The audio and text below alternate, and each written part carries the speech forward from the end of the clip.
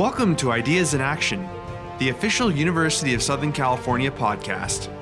This show was recorded live on USC's campus.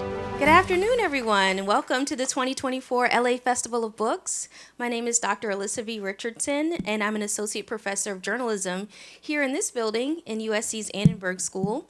I'm also the founding director of the Charlotta Bash Journalism and Justice Lab, which studies how African Americans use media to protest and to report on protest.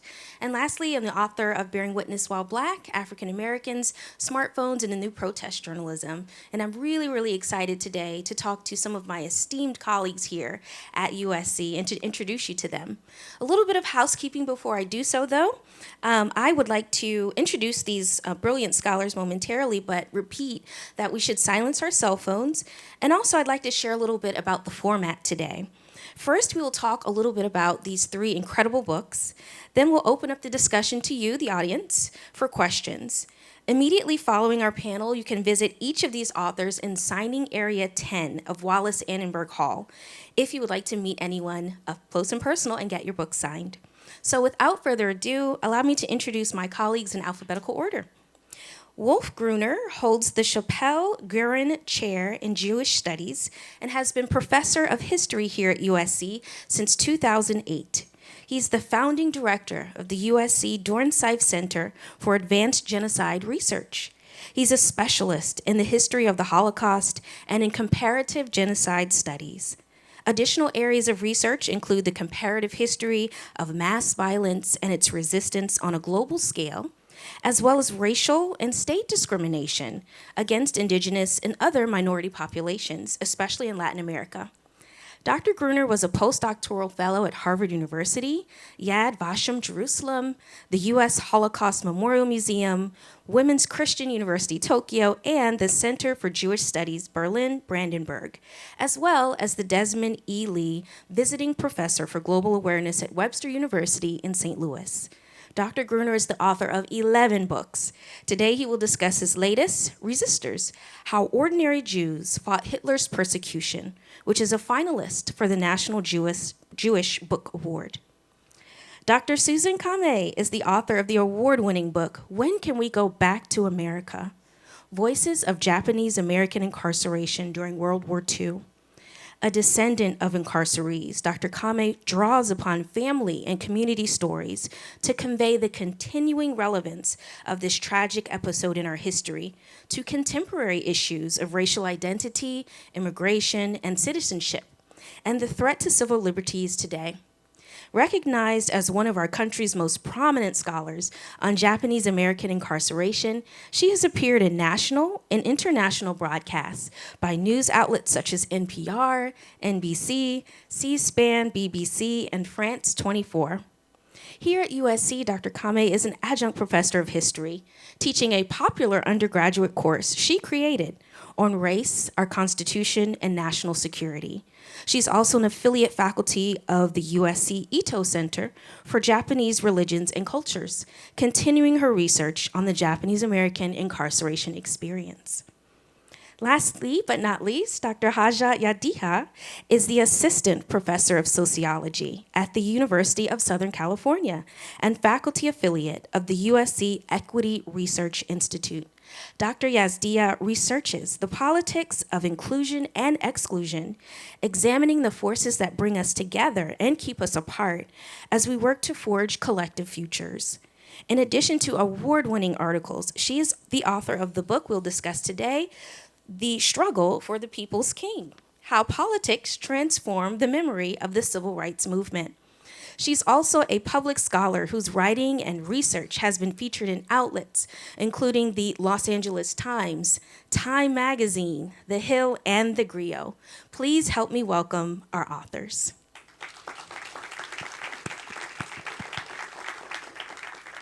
So hello, everyone. My first question is for all of you.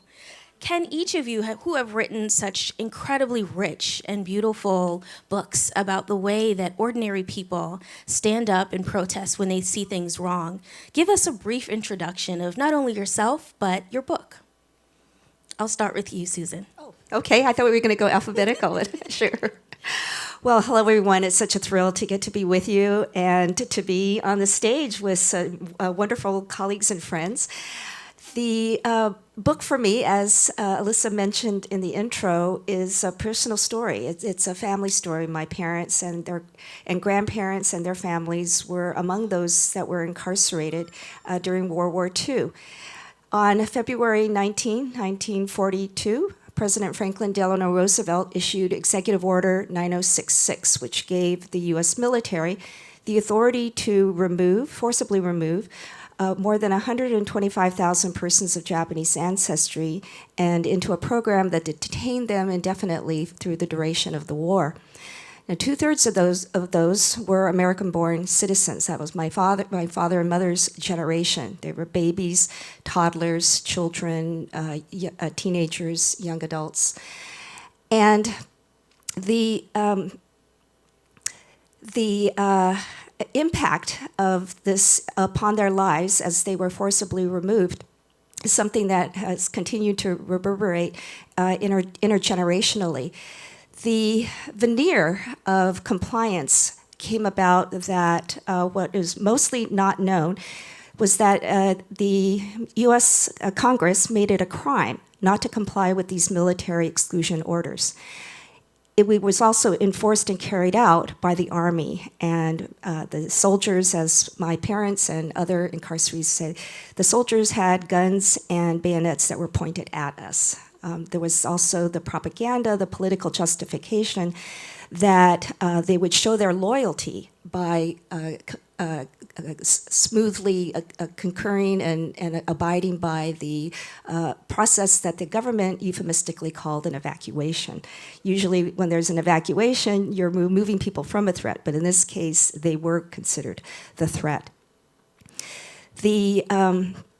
The other aspect was that there was a social and cultural, deeply rooted cultural traditions and sensibilities that to bear things with dignity and to not cause trouble. So the combination of these factors meant that along with the trauma of their experience, that these stories were not told, and that the impression was that they went along with this willingly. But under the surface, there were many different forms of protest and resistance. There's the constitutional issues that were brought about by the 3 test cases. If you have heard of Korematsu, there was also the case brought by Minyasui's conviction and Gordon Hirabayashi's conviction, and another case that is not well known was brought by a woman, a habeas corpus case to the Supreme Court. And all three of those criminal cases upheld the constitutionality of this in 1944. But one of the best examples, I think, of resistance and protests were by the young Nisei men that at the time of the war were precluded from volunteering or being part of the military, but then as the war wore on, the government reinstituted the draft. And so these were men young men, teenagers really, that were in camp and asked to sign and fill out a questionnaire that became known as a loyalty questionnaire. And there was a group that answered no to the question, would they willingly serve the US government? So they became known as no-no boys because there were 2 questions, no to each question. Another group actually protested that they were being drafted, even though this is a country that considered them to be disloyal enough that we needed to remove them and imprison them, but now loyal enough to serve as a drafted member of the military. And their position was, well, when I have been restored my rights as a U.S. citizen, then I will comply with the draft. So they became known as the draft resistors. To juxtapose that against those who either volunteered, including behind the barbed wire in the camps, or thousands that were drafted and served valiantly in the 100th Battalion and the 442nd Regimental Combat Team in the bloodiest battles in Europe, today still the most decorated unit in American military history for its size and length of service, and also in the Pacific in the Military Intelligence Service. And in a way, I consider them resistors as well, even though they complied with either the draft or voluntarily served, because they were protesting, they were pushing against the notion that the Japanese Americans were disloyal. Wonderful. Wolf, will you please share a little bit about your book and your motivation for writing it? First of all, thanks for coming and give us the opportunity to share some of our thoughts about our books.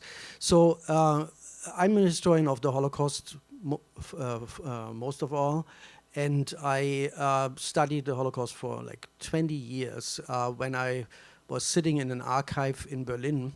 And I looked at a source which nobody had really looked at, police diaries from police precincts in Berlin. And I found this one entry among thousands of other handwritten entries like stolen bicycles, drunk people and so on.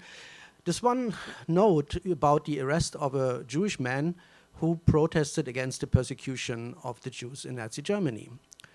And this struck me for two reasons. One of the kind of, at the time, our understanding of Jewish resistance was mainly focusing on armed resistance, group resistance, organized resistance, and mainly kind of located in Eastern Europe, but not in Nazi Germany proper. Second of all, this was an individual.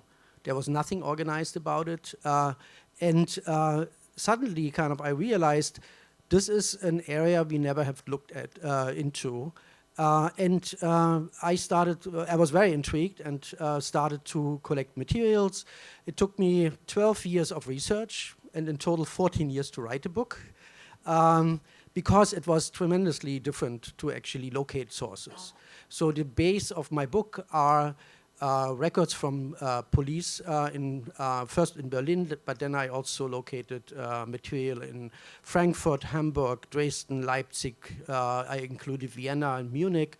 Then also court materials, because Jews were actually, who spoke up in public against persecution, were tried and put on trial and then punished with prison time.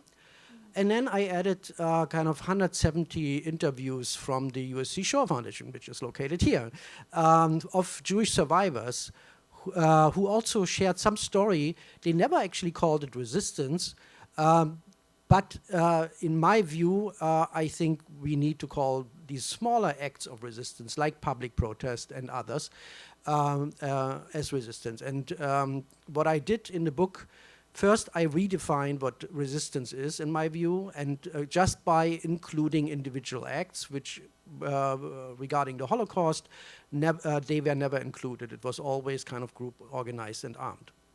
Second, when you have this different perspective or different definition of individual acts, suddenly a lot of things kind of appear or surface which we never really looked at as resistance. So for example, I had such a variety of cases after several years of research that I needed to kind of bring some organization to the huge variety of the acts. And so I came up with 5 categories of individual resistance. One is kind of contesting Nazi propaganda and anti-Jewish propaganda. Second is public protest. Then the third is disobedience of laws and local regulations. The fourth is written protest. And the fifth, which was the most surprising, is actually physical self-defense by individuals, Jewish individuals.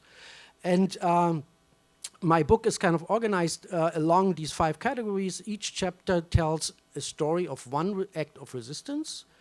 I dive into, and took a long time to research this, into the biographies of these people to kind of come closer to an idea why they actually did this. Not just that they did this and document it, but also to understand better why they did this.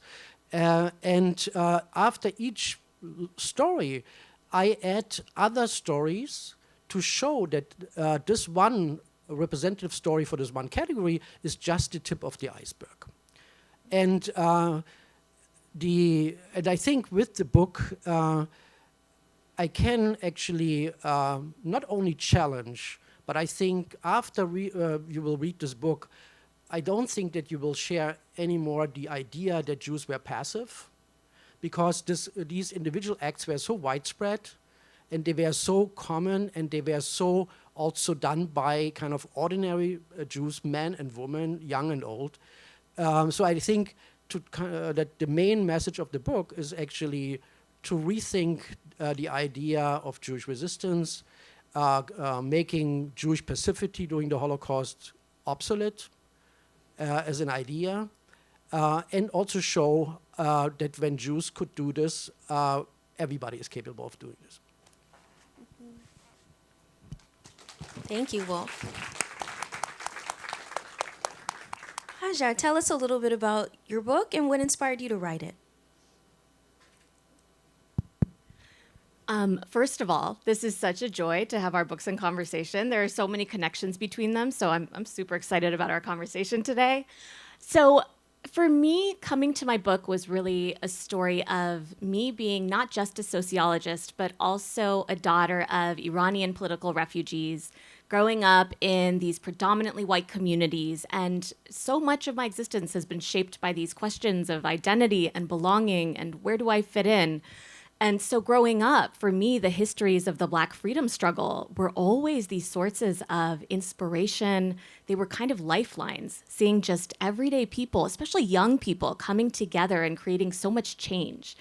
And so, I'm in graduate school, it's the Obama era, and I'm watching this politics play out where there's a real reaction to having the first Black president. I'm hearing a lot of this language of white victimhood and reverse racism. And what was particularly notable for me is that I was noticing how Dr. King's name kept getting invoked. So Martin Luther King Jr.'s words would be invoked to say that he would be opposed to things like affirmative action, that he wouldn't believe we need all of these voting rights kind of regulations, and that they infringe on state rights. And so I'm thinking, how do we get to this point where Dr. King's words can be used in such a decontextualized way? And I'm sure, many of you have noticed this. This is something that plays out in politics all the time, where Dr. King's name gets used in just kind of crazy ways. And so I traced it. I traced the uses and the misuses of Dr. King's invocations for 40 years, from 1980 to 2020, all across the political spectrum. So groups ranging from the animal rights movement to gun rights activists, family values activists, immigrant rights activists. And through these chapters, I basically pair movements. And so in one, I'm looking specifically at how the immigrant rights movement is taking the civil rights memory, how it's opposed by nativists. In another, it's the Muslim rights movement. They're opposed by the anti-Islam movement. Another is LGBTQ activists opposed by family values activists. And what I find across all these chapters is that increasingly since the 1980s, it's really these right-wing groups that are picking up the memory of civil rights. They are turning it on its head and using it for their own purposes to claim that they are the new victims under multicultural democracy. And so it's that trend that actually helped me understand that kind of the grievance politics we're seeing today, the quote-unquote anti-woke culture wars, these are not just a product of the Trump presidency or even the reactionary politics after Obama, but rather that this is a long trajectory that dates back to the gains of the civil rights movement and then the reactionary politics it inspired. And so for me, the big takeaway is really thinking about, first of all, this idea that the uses of memory are intentional strategies, but then second, that they have these concrete consequences. So they're used in the service of rolling back civil rights, rolling back democracy. But then I think the hopeful piece, and the piece that I think we're going to talk more about, is that there's also a really powerful way of reclaiming memory as a strategy of resistance. And I think this is something both of your books speak to as well. The idea that memory itself is a form of resistance. And so I think that's really one of the pieces that I hope to leave us with after we leave here today. Thank you, Hajar. What I was really excited about in reading all three of your books as they began to come into the mail and I'm pouring through these is not only how rich they are in human and personal anecdotes, but how much of your own identity is woven into the exploration of what these various protests have meant. Can you talk a little bit about how identity and how your own research is intersectional and how it looks at different layers of race and class and religion even to talk about how people protested during your respective eras? I realize they're several years apart in where you've studied, but what were the intersections that you were mining? One of the aspects of the government evaluation of what constituted loyalty or someone that could be trusted to be aligned with America, the United States versus Japan as a wartime enemy was religion. That the predominantly Japanese American community were Buddhist and a little bit of Shinto, but not for the most part Christian. And so in that questionnaire that got disseminated in the War Relocation Authority, what known as the camps, really detention facilities, was the questions that if you answered of a religion that was Buddhist, Shinto, or non-Christian, then there were disloyalty points against you. And then, of course, if you were Christian, that was plus loyalty points. And so we focus a lot on the Japanese American incarceration about it being race-based. But as Duncan Williams, who was on an earlier panel in the festival this morning, has often said, professional religion here has often said that, well, you don't have to scratch very far underneath the surface to also see that this was religious discrimination as well. I think that's perfect because I don't think that we normally think of those two things going together in respect with this point in history. We always think that it was based on an ethnic identity, so I love that. Any other connections between intersectionality in your work? Anyone can take this. Yeah, no, I'm happy to because it's something I thought about a lot. I mean, I know when we think about, the making of the memory of the civil rights movement, so many times we think about Dr. King. We think about him as kind of the face of civil rights. We think about the way that he symbolizes, the March on Washington, him standing up there giving that I Have a Dream speech. And yet in the book, one of the ways that these grassroots movements are really trying to resurrect the true radical histories of the civil rights movement is through this intersectional lens, where they are picking up on the invisibilized, untold stories of the Black women, the queer folk, the poor folk, who were so central to the organization, to all of the hard on-the-ground work of the civil rights movement, and putting their bodies on the line day in and day out. And so I think when we really take that intersectional lens, it's both the story of what stories get told, whose voices are heard, but then also, what do those silences tell us about how power works, about the way that we think about resistance and what true resistance should look like? And so I think that that's really, for me, one of the places where there's a powerful opportunity to reclaim some of these pasts and bring them into the present and try to forge more intersectional futures.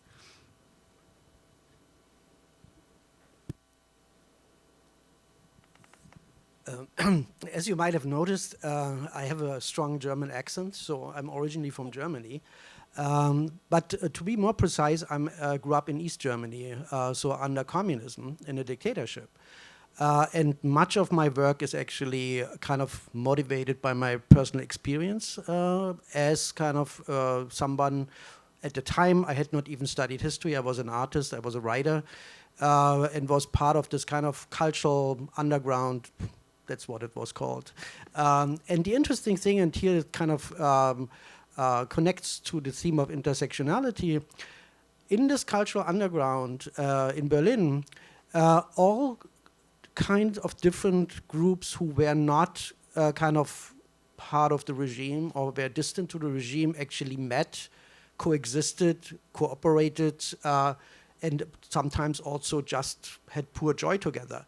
Punks, rock musicians, painters, photographers, political dissidents, gay people, practically everybody out of the mainstream was part of this underground. And I think this, not only my personal experience as being discriminated against and losing opportunities in East Germany, but more to see that the discrimination is never isolated against one group.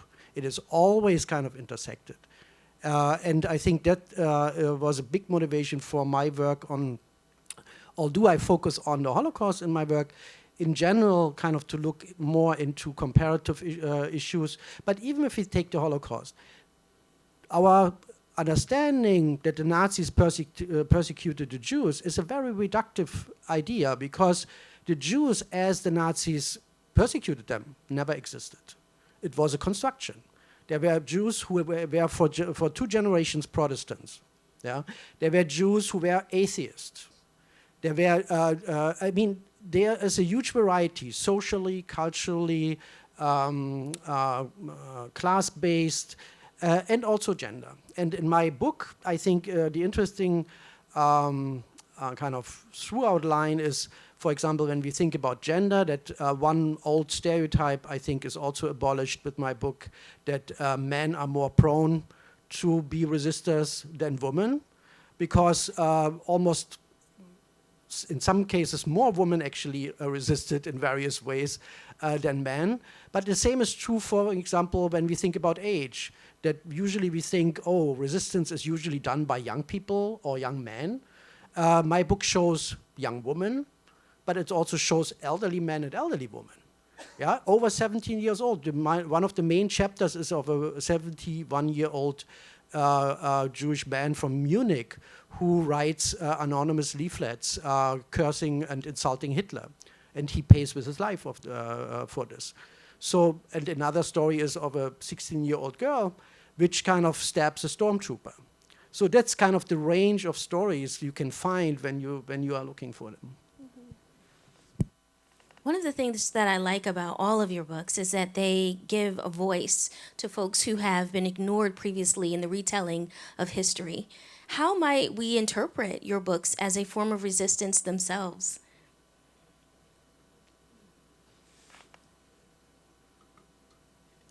Well, I'm happy to go first. Yeah, I think about this so much because oftentimes when we think about like books that are about the civil rights movement or Dr. King, we think of them as histories. And I always say, I'm not a historian, I'm a sociologist. And in fact, I'm actually very bad at history myself. I never remember specific facts and names and dates. But the book is a history of the misuses of Dr. King. And so for me, when I'm really thinking about, this question of the book itself as a form of resistance, I think it is a resistance to the dominant narrative, which is the one we so often take for granted, the one that's handed down to us. It's the one that we learn in schools. It's the one that we celebrate on national holidays. I mean, in the book, I even lay out the making of the King holiday and the way that President Reagan, he did not like civil rights. He did not like Dr. King. He had no intention of memorializing King through this holiday. But it had been a 15-year battle with Coretta Scott King at the forefront, really fighting to institutionalize King, have us remember the civil rights movement in this collective way. And so Reagan then sees it as this opportunity. He says, all right, well, if the political pressure has built to this point, they've got the votes, and I'm going to have to sign this bill, then I'm going to use it to my advantage. And so he makes sure, and he writes this in letters behind the scenes, that we are going to remember a very selective version of Dr. King. It's going to be one that's marked by erasing all of that radical history. We're not going to remember that he was opposed to racism, militarism, and capitalism. We're going to remember him as somebody who solved the problem of racism. So this is not something we need to deal with anymore. We're going to think of him as a symbol of American exceptionalism, of individualism, the power of a free market. And so then during Reagan's presidency, he uses King time and again to then roll back those same civil rights that King had fought for in his lifetime. And so that tells you something about the way that these dominant narratives are shaped, the way that they're handed down, they become entrenched, and in fact, they remake the way that we collectively remember the past and think about the present. And so that's one of the ways that I think about the book as a form of resistance, because it's telling us this is not, for one thing, the accurate story, but I think for another, it's telling us to really ask that question of why is this what we've been taught? Why have those other stories been left out? And it's when we ask those questions that I think we really see how power is keeping us from understanding the power that we have as a people? I'm going to tag on to that because Ronald Reagan plays a big role in the Japanese American incarceration story because he was the president who signed the Civil Liberties Act of 1988 that gave the government recognition that the wartime actions were wrong and provided token reparations payments to the then survivors. And there was a hook of the narrative for Ronald Reagan as an individual because as an Army captain in the war, he was part of a celebration of one of the members of the 442nd, those soldiers that I was telling you about, who had been killed in Italy. And in the coming out of the war and realizing that now we have to release these that we because we thought that they were so dangerous, and now the West Coast didn't want them back. Now the government realized we have to reverse our narrative. We have to go into a PR rehabilitation campaign and say, oh no, we should welcome them back because we have a soldier that died and his family wants to bury him in a cemetery that would not allow somebody who was not white to be buried there, and we should welcome him back as a hero. And Captain Ronald Reagan was someone who spoke at that ceremony and said some famous words about all the blood that is spilled into the sand is of one color and that sort of thing. And he was reminded of this in the 1980s that you were part of this history, Captain Reagan, and that he was reminded of this and saw this as an opportunity to say, well, this is an American issue. This is not a civil rights issue. This was a civil liberties issue, and one that is of America. But I entirely concur with the idea that the stories that are left out and not told are part of being able to keep history written the way it was euphemistically or falsely written from the war, and it perpetuates today. Those are the kinds of questions and comments that I get in public events. They go, well, you have to understand we were at war with, and the phrase is you people, this blurring, this misunderstanding that it's a shared ancestry, but not one of loyalty, citizenship, or patriotism. Yes. Wolf, did you want to? Yeah, I mean, so many themes are kind of overlapping, and I think it's really important to think about resistance of our books can be kind of challenging how memory is constructed. And I think one thing my book tries to do is to really get rid, as I mentioned in the beginning, of the notion of that Jews didn't resist. And somehow this kind of is used somehow to legitimize that the Nazis could persecute them because they didn't resist, so it was their fault, which is kind of very skewed. But I would also say that what I try to do, and this can also be seen as a kind of resistance, is to uncover these small acts and to show not only that Jews were actors themselves, that they were active, that they had agencies, but that these acts are important. And often this is difficult to understand when you live in an open society where sometimes small acts don't have consequences.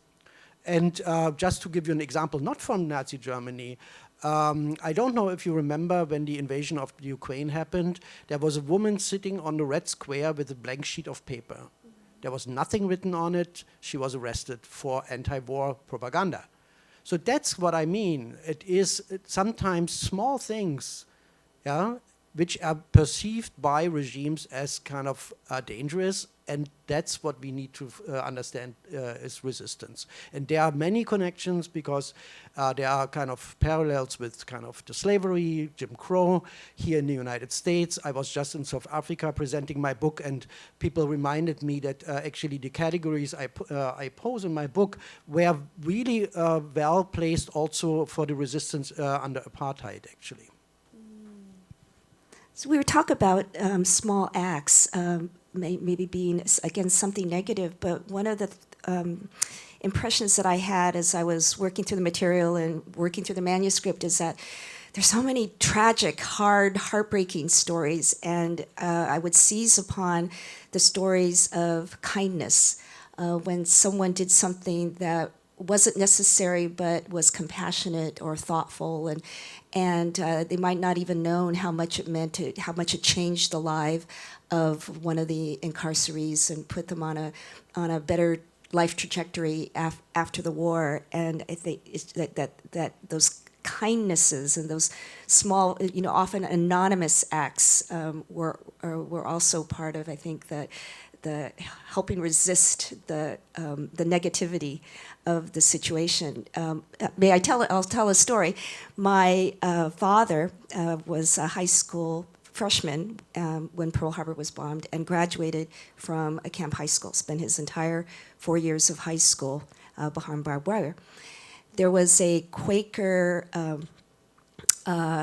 school teacher, and she served as the vice principal and math teacher in my father's camp high school, and saw that he was promising, and that he wanted to go on to, after he could get out of camp and after the war, wanted eventually to be able to study engineering. And there was a program that the Quakers ran in alliance with the Presbyterian and other Christian organizations to help place the students in camp with universities, colleges, usually small in the Midwest, that would allow them to come. And my father's teacher, Mrs. Georgia Robertson, wrote to one of her Quaker friends, who was the registrar at Iowa State College, as it was then called Iowa State University now, and said, I have a student here, this course is unaccredited high school diploma.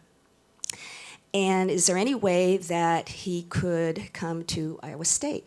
And he said, well, if he comes and takes an entrance exam and passes the entrance exam that I'll administer him, then we'll let him come.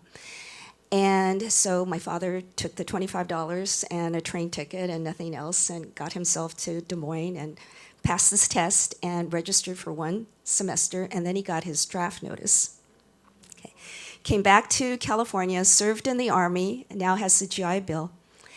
But he had that one transcript with one semester at Iowa State College, right?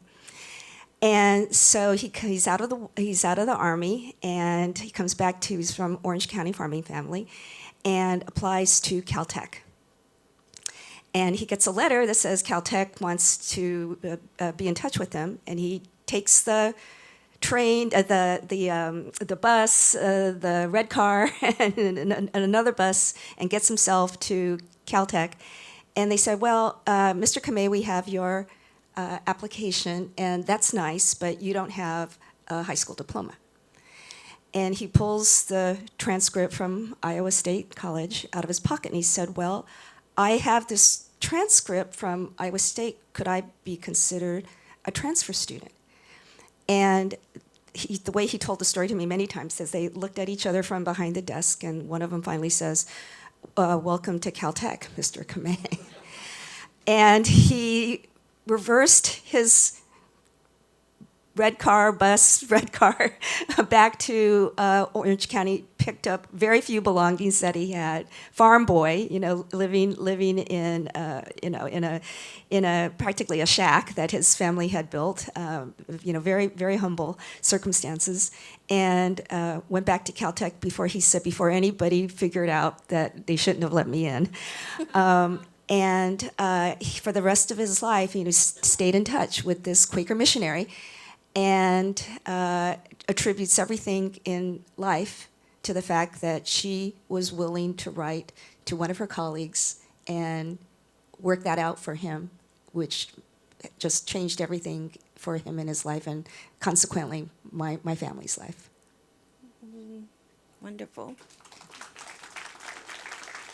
One of the things that also struck me about your research as I'm having these books in conversation with each other in my head is that the common pushback that you may hear to reading history, and some of you have already suggested it, is that these things have happened so long ago, why study them? In fact, a lot of the rhetoric from various political parties may be, that it's water under the bridge 90 years ago. If we're thinking about U.S. slavery hundreds of years ago. It's all And I happening think that- today. Yes, I want to know can you give us some examples of some very clear things that are happening right now that are tied to your book? And I'd like you to go first, Susan, because I'm thinking specifically of the alien land laws yeah. that are being discussed in the U.S. South right now. Yeah, we talked about this in our prep call. So at the turn of the century into the 1920s, and then continuing after that, California led the way, unfortunately, but there were other states that enacted laws that prevented aliens, and they would define what constituted an alien, as ineligible to own real estate or to have, in California's case, long-term leases more than 3 years. I did not realize that that's why my father's family that rented land as farmers moved every couple of years, because it was they couldn't have a lease longer than 3 years.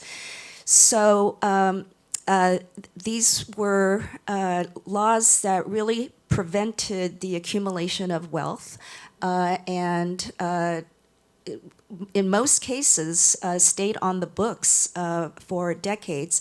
The most recent one to be struck down was in 2021, and you can guess a state. It was Florida.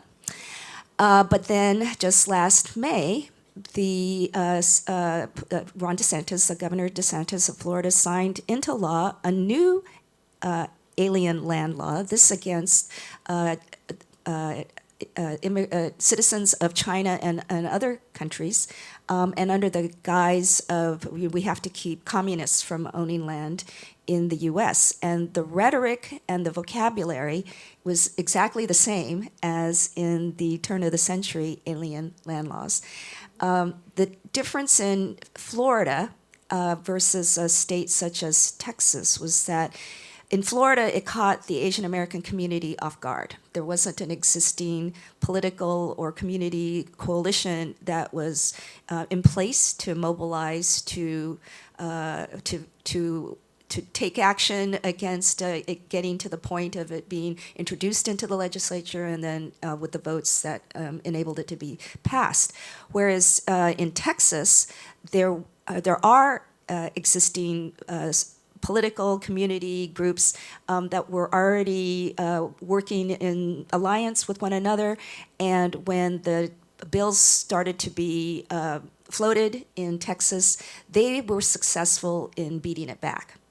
And so now what the community in Florida is learning is to take some of these legal and political plays out of the other playbooks in other communities to be able to now try to fight against these alien land laws that have already been enacted in Florida.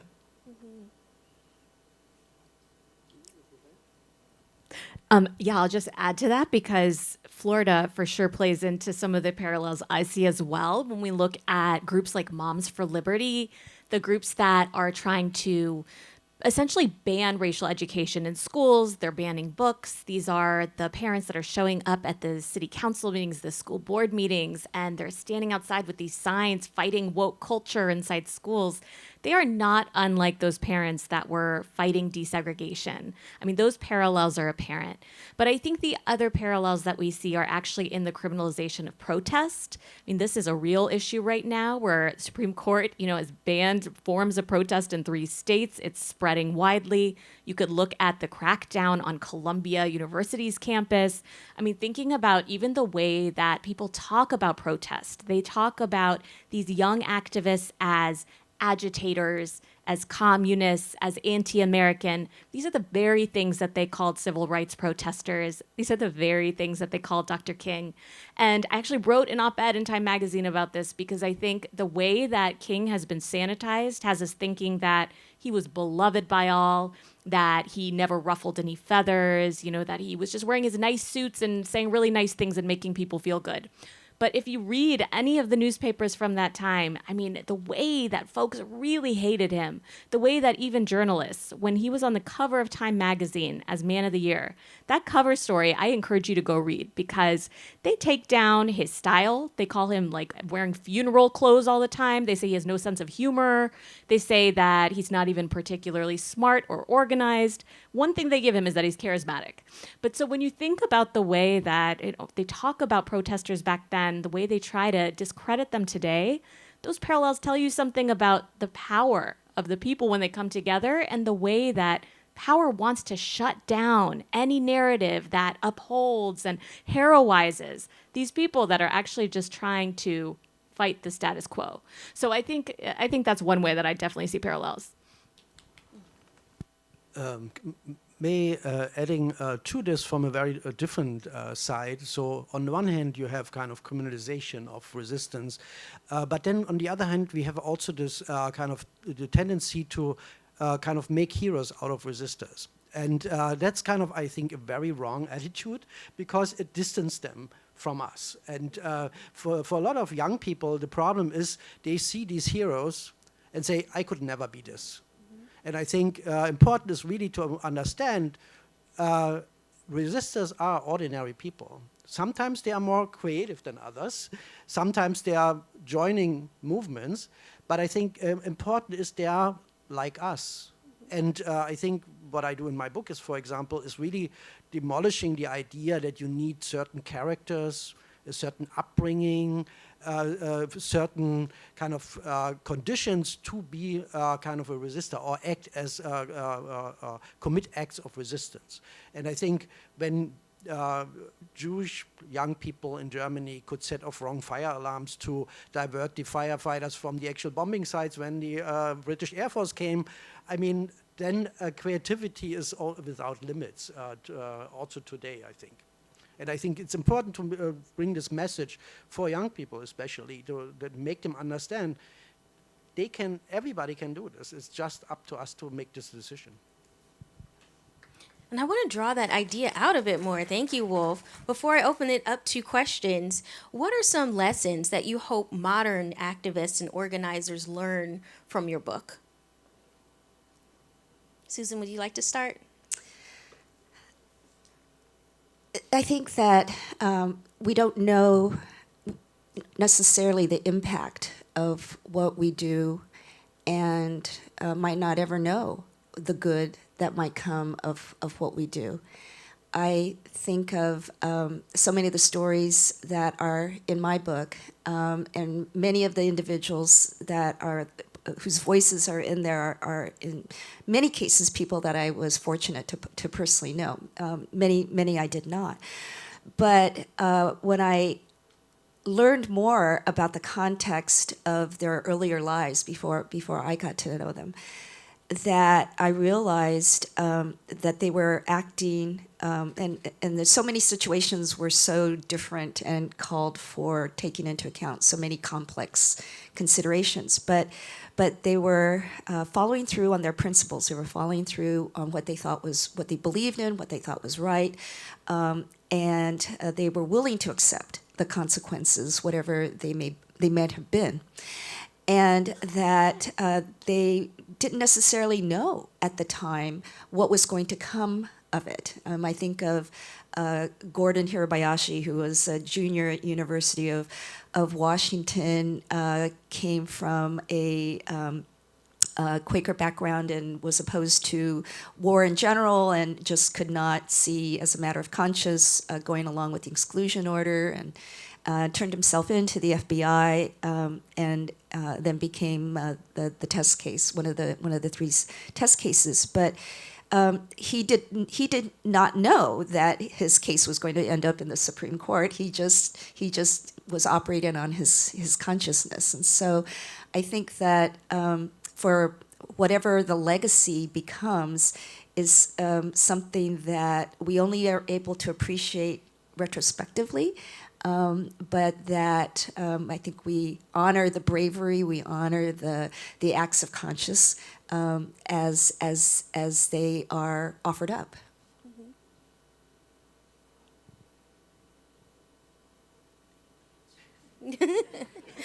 Okay, I actually would love to just, Go ahead.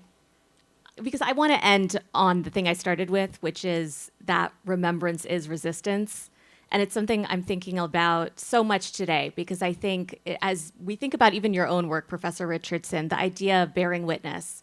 I mean, I think this is what we're seeing with social media and the way that we're bearing witness, and that Palestinians are writing their existence into the record, that we are observing it, that it's the same histories of indigenous peoples, it's the histories of Black Americans, of peoples all across the globe, all across history, is that those stories become forms of resistance and saying, this is our lifeblood. You may erase us from the record, you may erase our existence, you may try to legitimize our oppression through the stories that you tell, but we will keep our stories and they will keep us alive. And so I think that's so central. And then I think the second piece for me is related to that, which is that from these histories, we can use memories as this expansive bridge. They aren't just things that happened, right? These are models, these are blueprints for solidarity politics, for us coming together and remembering that we are not separate, that the divide and conquer politics is a strategy to keep us powerless. And so I think that's really where you can draw on the past and see, well, we have been in community with one another. We have worked together before, and that when we come together, we are unstoppable. Thank you. Thank you. At this point, I'd like to open it up to the audience and see if anyone has any questions. The microphone is here on the side. I believe we'll have a runner bring it to you. Thank you. Thank you. There's an elephant in the room, of course, and this being a panel on resistance and protest. And the elephant, of course, is the young woman who was prevented from giving the commencement speech, the valedictorian at USC.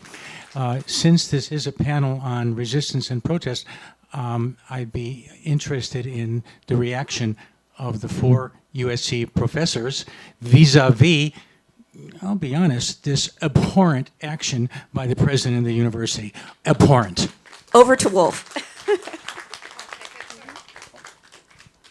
Yeah, I think many of us faculty share kind of these sentiments, and just that you know, I wrote a letter to the president and the provost 2 days ago, and it was today published in the Daily Trojan. I was a teacher of ASNA, but that's not the matter. It's a matter of principle. It's about free speech, and it's kind of, if you, and this is the title of the Daily Trojan article, if you punish personal opinions, that's the first step into authoritarianism. And that's coming from my personal experience in East Germany. So one of the code words during World War II with the action against persons of Japanese ancestry was military necessity. We needed to do, and the premise of the Korematsu case was we have, it's in our right as the executive branch to be able to determine what is in the interest of our country, what is necessary for a militarily successful prosecution of the war. And we don't have to tell you our reasons, and we don't have to tell you what the issues are. You just get to believe us, and this is the Korematsu decision. And so these are the echoes that I heard in the provost's comment. Hear, hear. I completely stand with that. I'm like, you said it better than I could. We've signed every petition, you've written letters. And at this point, I think standing with our student protesters arm in arm and making sure that, you know, they're not standing alone, that they know that any little bit of power that we have as faculty, we are with them. I think that's like, what else can we do, right? Can I add one sentence? I was amazed, to be honest, because I started trying to organize faculty. The polarization which we are in right now, and it was mentioned, the division, right, is also creating silences between us. And I think the most important thing, what I realized is how many people think similar, in a similar manner, but you don't know about it if you unless you speak to them. Mm-hmm. And one more thing, because I know you want to ask your question. I think one of the biggest things that protest movements battle is silence. And silence is a form of agreeing with that dominant narrative. And so I think by signing petitions, as I have, as my colleagues have done, we are showing students that we're standing with them. And it can be very difficult when the First Amendment does not apply to student press. But this should not have been an instance where this was even a question. She should unequivocally be able to speak. And I think that that's some of the things that the faculty have been discussing this week. Sir. Yes. Hi. Thank you very much for allowing me to ask a question. First of all, a commonality among all of the participants here is that the belief for freedom of speech. Actually, I believe the United States is so different than the rest of the world because of freedom of speech. Which is under attack actually continuously, and we've seen it with that case, the Japanese Americans, and so on and so on. So my question, and also the fear that you mentioned about the fear, I have to do also with freedom of speech. People they're afraid even to express their opinions because they're afraid of repercussions. So I would like to hear your opinion about what do you think about the case where the government collaborates with big corporations to basically silence people.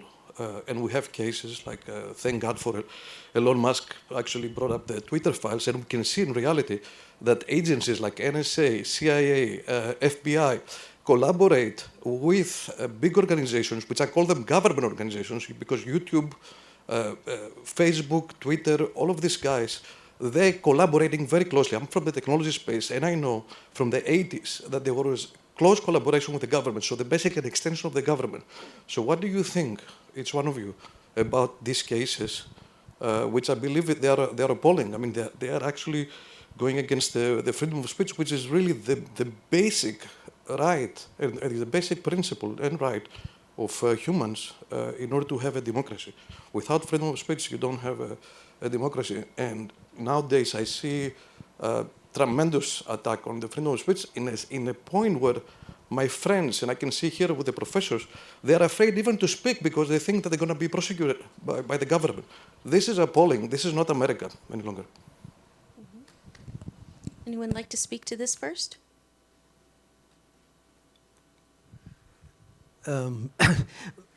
Maybe just a personal impression. What I was struck by was when I moved here to the United States, the contradiction, on the one hand, kind of the idea of individual freedom, freedom of expression, but also privacy, right? Your private rights.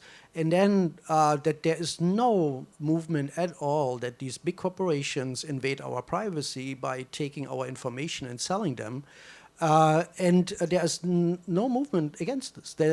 I mean, the benefit and profit of these big corporations of our private information, I think that's the huge contradiction which I see here, and I think there should be something done about this. We should all profit from if our information is sold from this selling of information, and we should control it better. Anyone else? Yeah, I mean, I think about this so much, and my students are concerned about this too. I mean, they think all the time about all of these forms of repression and surveillance that are so abundant and that shape their career prospects and the way that they even think about having a voice. And so, I mean, for me, it's first of all the idea that we've never really had freedom of speech. It's never been equally distributed, right? There are the folks that have had more power. They have had more kind of capacity to say what they believe without real consequences. And then also as a Middle Eastern person, you know, who has seen the post 9/11 landscape for the past 20 years, I certainly know firsthand what it is to not feel like you can speak freely, even though there are others who may be able to express critical opinions without quite the same consequence. But I also think that we should be heartened by the movements that are arising from the grassroots right now. Because though we're seeing so much crackdown, even though we're seeing so much repression and so much of it's, you know, kind of invisible, a lot of the surveillance behind the scenes, people getting fired without a lot of fuss or ado, I think the other piece we should feel good about is that there is a growing politics of refusal. And I think Gen Z gives me a lot of hope in that because they truly have seen that the rest of us are kind of failing at trying to reinvent the wheel every time. And they are committed to doing things differently. They are committed not to playing the same games and trying to reform things within the system. And though it might seem scary, I also think that they show us a way forward. So that's really where my hope lies.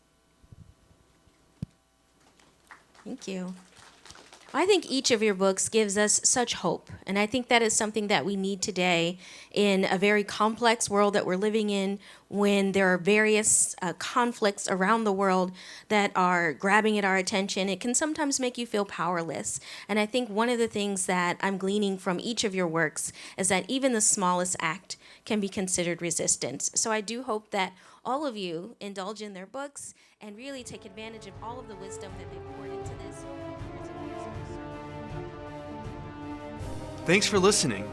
Be sure to subscribe to our podcast and visit us at podcast.usc.edu.